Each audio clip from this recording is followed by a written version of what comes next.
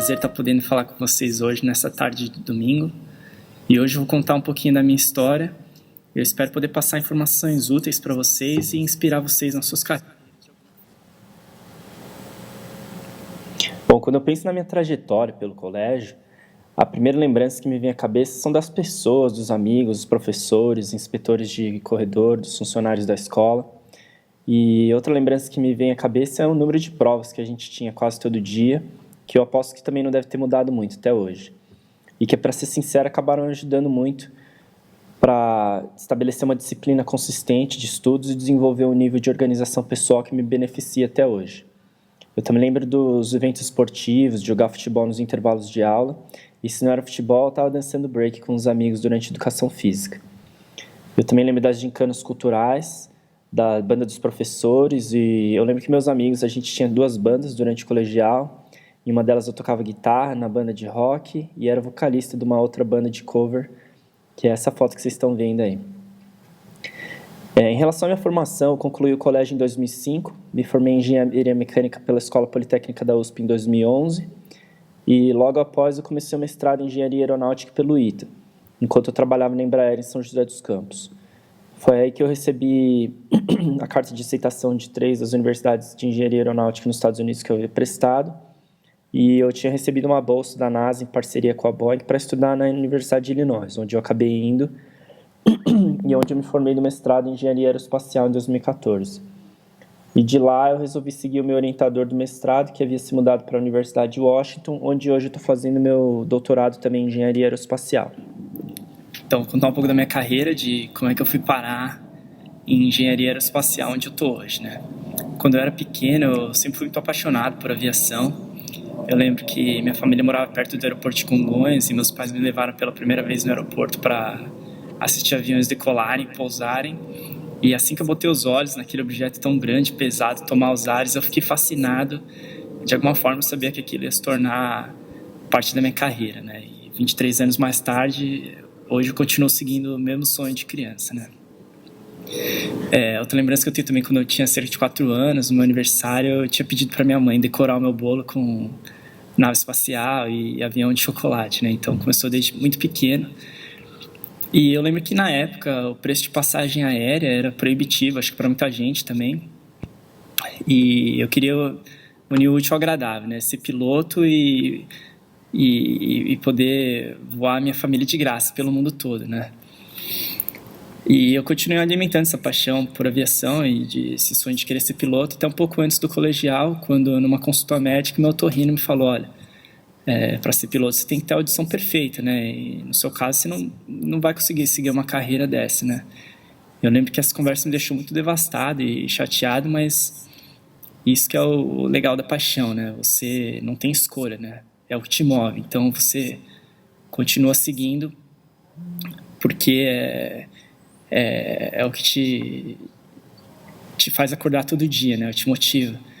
E não ia ser essa conversa que ia me deixar, que ia fazer desistir dos meus sonhos, né? Então eu pensei, se eu não podia pilotar os aviões, então pelo menos eu queria projetá-los, né? Foi mais ou menos aí no começo do colegial que esse sonho de ser engenheiro aeroespacial começou a tomar forma. Como eu queria estudar aeronáutica, entrar no ITA era o grande desejo do colegial para mim, né? Ao final do 3º ano eu tinha passado na Poli, mas infelizmente não tinha entrado no ITA. Eu lembro de ter ficado triste e pensar em não cursar a Poli para poder prestar o cursinho e tentar o ITA de novo.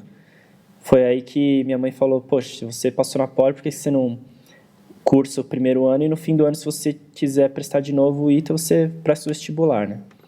Aí esse é o plano, né? Só que aí logo que eu entrei na Poli, eu conheci o Aerodesign, que é uma competição entre faculdades do Brasil todo para projetar aviões, e eu me apaixonei logo de cara.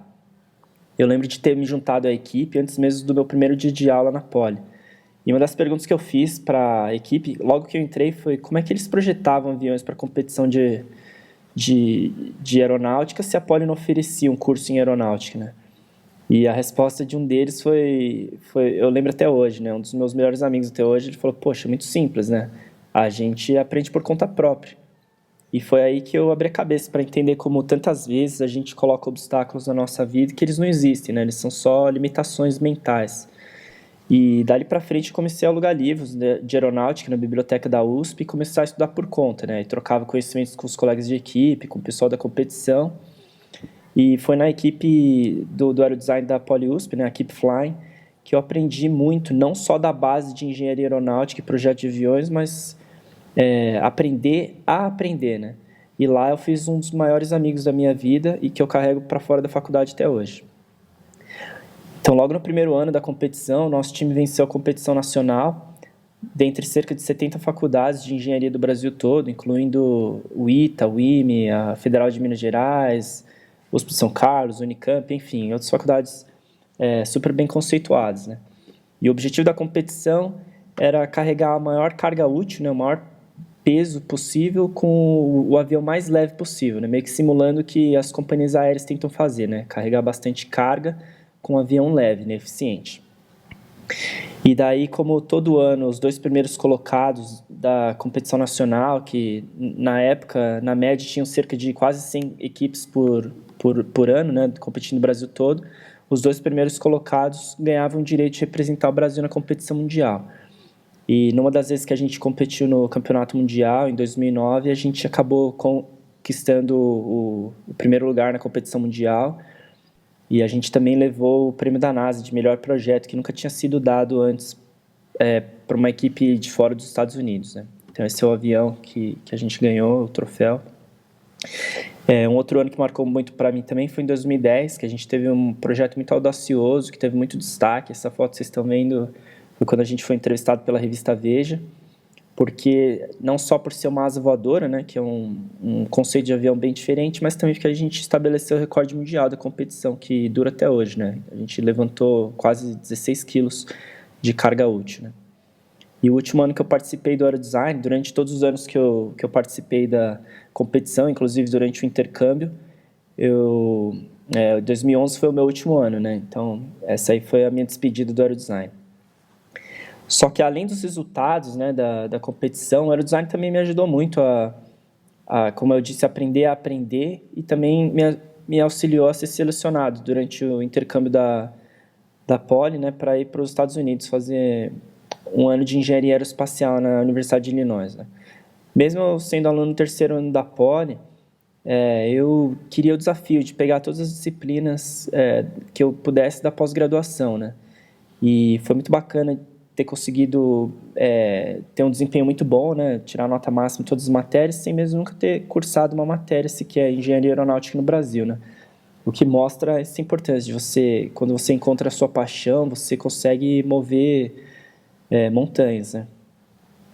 E assim que eu retornei do intercâmbio, eu tinha como meta que eu queria estagiar na Embraer no último ano. Só que tinha um problema, né? A Embraer ficava em São José dos Campos e a Poli em São Paulo. E o último ano da graduação, em geral, incluía matérias junto com o trabalho de formatura.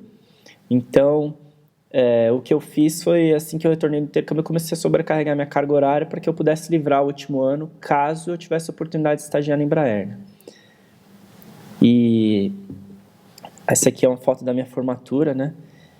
E, no fim das contas, acabou dando certo e, com sorte e esforço, eu consegui ser aprovado para o estágio na Embraer. No meu último ano, eu passava 5 dias da semana em São José dos Campos, estagiando de dia e escrevendo meu trabalho de formatura à noite. E voltava para São Paulo nos fins de semana para passar tempo com a minha família. Aí, no final da graduação, fui ativado na Embraer e trabalhei um total de 1 ano e meio na empresa, no projeto do KC-390, que é esse avião que vocês estão vendo aí, que é o maior avião já desenvolvido e produzido no Brasil. E lá na Embraer eu fiz grandes amigos e mentores, e uma das lembranças mais legais que eu tenho foi poder participar de um dos ensaios do túnel de vento na Holanda, onde eu passei quase um mês trabalhando com o time da empresa. Enquanto eu trabalhava na Embraer, eu também fazia mestrado no ITA, né, em aeronáutica. E assim que saiu os resultados das universidades americanas, que eu tinha prestado para o mestrado e eu tinha recebido uma bolsa da NASA em parceria com a Boeing, eu pedi demissão da Embraer e saí do ITA para fazer o mestrado em Illinois, né? Aí é que eu vou mostrar umas fotos do campus para vocês. Esse é o campus da engenharia. Esse é a parte principal do campus, né? E esse aqui é o prédio da administração da engenharia. Aí o meu projeto de mestrado foi um projeto em aerodinâmica, em que eu projetei 3 asas, que a NASA investiu $1 milhão para construir, né? Para poder realizar os ensaios em túnel de vento. E eu espero poder contar essa história para os meus netos quando eu ficar velho, que é um projeto que eu me orgulho bastante de ter participado, né? Essa é a foto quando eu estava lá na NASA para testar uma das asas que eu projetei, e esse sou eu na sessão de ensaios do túnel de vento, né? Aí essa foi a minha graduação do mestrado com a minha família. E um outro sonho de criança que eu tive durante o mestrado foi a oportunidade de tirar o meu brevet, né, a licença para pilotar avião. Então, na mesma época que eu formei no mestrado, eu tirei a licença de piloto e durante minha formatura, como uma forma de agradecer a minha família pelo suporte, eu levei meu pai e meu irmão para dar um voo pelo campus da faculdade, né? Acho que meu pai não estava muito confiante pela cara dele, né? E logo depois de formar no mestrado, eu fui selecionado para fazer um estágio de verão na NASA, que eu jamais imaginaria que ia acontecer, né? Eu lembro de ter me emocionado bastante, de chorar e agradecer pela oportunidade desse sonho de criança. O estágio foi na NASA em Moffett Field, na Califórnia, que foi muito bacana, porque eu pude passar o verão com meu irmão, né, que apresentou para a palestra para vocês aqui antes, e ele trabalhava no Google, ficava bem perto da NASA, menos de 3 quilômetros um do outro. E esse modelo que vocês estão vendo aí é um dos modelos de túnel de vento do ônibus espacial que foi testado no maior túnel de vento do mundo, que também ficava lá. Essa é uma das maiores estruturas livres que já foram feitas pelo homem, né? Também fica lá na NASA. E eles usavam como um hangar para os zeppelins no passado, né? Tem uma foto aí no canto para vocês verem. E esse é a tomada de ar, né? O bocal de entrada do maior túnel de vento do mundo, né? Que eu falei para vocês. Um fato engraçado é que os funcionários costumam jogar hóquei de patins em frente ao túnel no horário do almoço, né? Se vocês olharem com calma, dá para ver o pessoal jogando aí.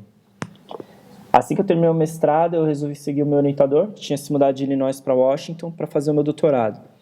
É um cara que eu admiro muito e gosto muito de trabalhar, e é onde eu estou cursando meu doutorado hoje em dia, né? Essa aqui é uma foto do campus, para vocês verem como que o campus fica rosinha, né? Na época da primavera, quando as cerejeiras florescem. E essa é uma vista da fonte da faculdade de frente para o Monte Rainier, né? Que é um dos maiores na parte continental dos Estados Unidos. E essa é uma vista aérea do campus.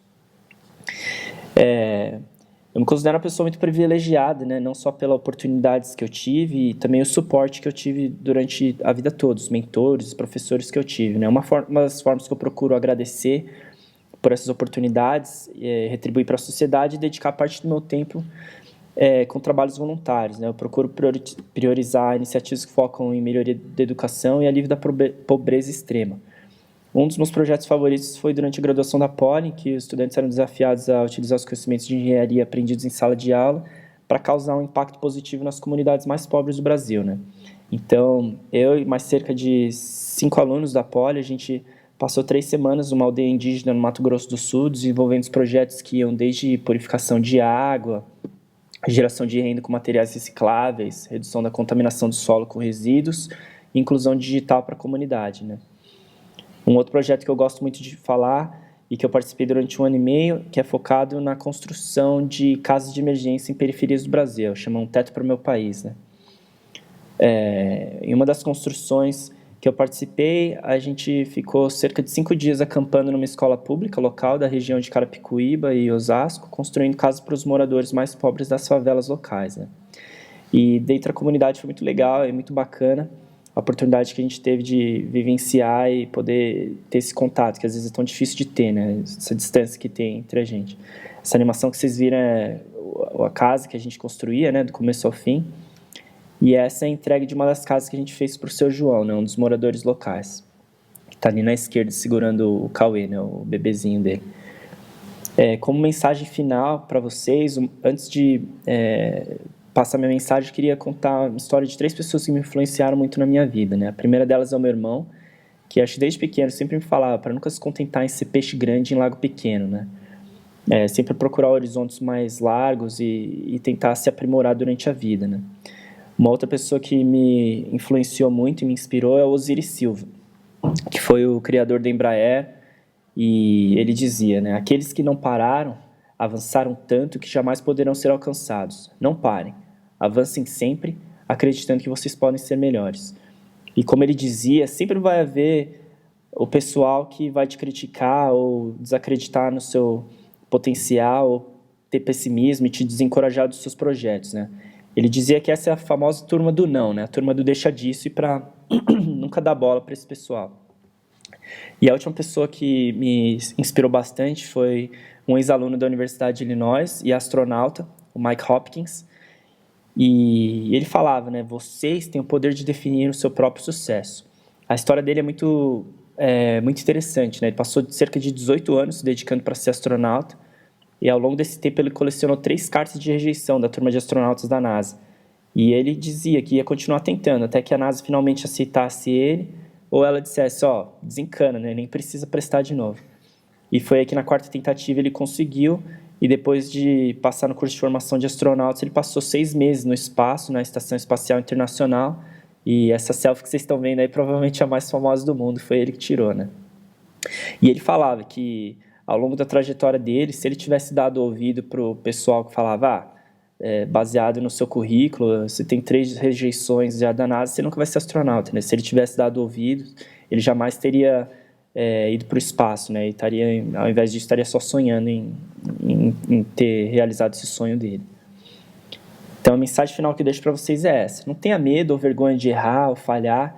Continue seguindo sua paixão até que você encontre um caminho, né? Eu dou sempre os meus exemplos, apesar de ter tido uma opinião médica adversa, eu acabei me tornando piloto, eventualmente. Mesmo entrando no ITA, eu continuei seguindo minha ambição, eu acabei me tornando engenheiro aeronáutico. E mesmo não tendo sido atleta olímpico, de Olimpíadas Internacionais no etapa, consegui também conquistar competições mundiais na competição de avião, né? Então, a gente não pode se limitar, né? O que é a definição de sucesso para a sua carreira, né? Você tem essa definição e segue em frente, né? É isso aí, pessoal. Espero poder ter compartilhado algo útil para vocês e que tenha inspirado vocês de alguma maneira. Queria agradecer ao Etapa pela oportunidade e, acima de tudo, minha família, que sempre me apoiou durante a vida toda. A última mensagem que eu deixo para vocês é essa, de que não existe só uma maneira de vocês atingirem os seus sonhos e não deem bola para a turma do não. Siga em frente, vocês conseguem. Isso aí, um grande abraço, Gustavo.